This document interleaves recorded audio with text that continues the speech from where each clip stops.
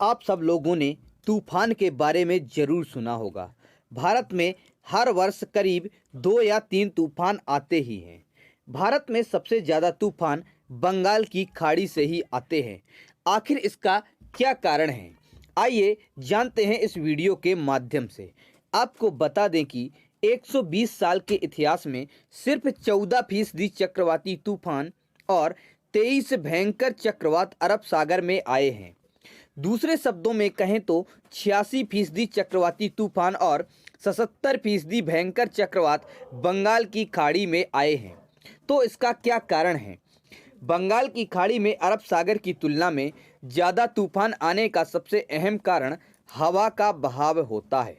पूर्वी तट पर मौजूद बंगाल की खाड़ी के मुकाबले पश्चिमी तट पर स्थित अरब सागर ज़्यादा ठंडा रहता है। मौसम विशेषज्ञों के मुताबिक ठंडे सागर के मुकाबले गर्म सागर में तूफान ज़्यादा आते हैं। आपको बता दें कि इतिहास के 36 सबसे घातक उष्णकटिबंधीय चक्रवात में 26 चक्रवात बंगाल की खाड़ी में आए हैं। बंगाल की खाड़ी में आने वाले तूफानों का भारत में सबसे ज़्यादा असर उड़ीसा में देखा गया है। इसके अलावा आंध्र प्रदेश, पश्चिम बंगाल और तमिलनाडु भी इससे प्रभावित होते हैं। इसके अलावा पूर्वी तटों से लगने वाले राज्यों की भूमि पश्चिमी तटों से लगने वाली भूमि की तुलना में ज़्यादा समतल है। इस वजह से यहाँ से टकराने वाले तूफान मुड़ नहीं पाते हैं। वहीं पश्चिमी तटों पर आने वाले तूफान की दिशा अक्सर बदल जाती है। भारत में आने वाले 5 समुद्री तूफानों में औसतन 4 पूर्वी किनारों से ही टकराते हैं। भारतीय मौसम विज्ञान विभाग के मुताबिक दक्षिण पूर्वी बंगाल की खाड़ी और अंडमान सागर से उठने वाले तूफानों के अलावा उत्तर पश्चिमी प्रशांत में बिखरने वाले तूफान दक्षिणी चीन सागर से होते हुए बंगाल की खाड़ी में पहुंच जाते हैं।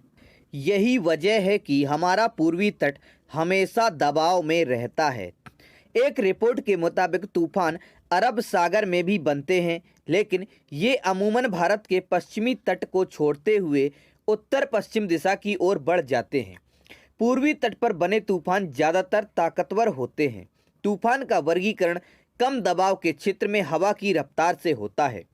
अगर हवा की रफ्तार 119 से 221 किलोमीटर प्रति घंटे के बीच होती है तो यह प्रचंड तूफान माना जाता है। मौसम विज्ञानियों के मुताबिक अप्रैल से दिसंबर तक तूफानों का मौसम होता है, लेकिन 65% तूफान साल के अंतिम 4 महीनों सितंबर से दिसंबर के बीच आते हैं।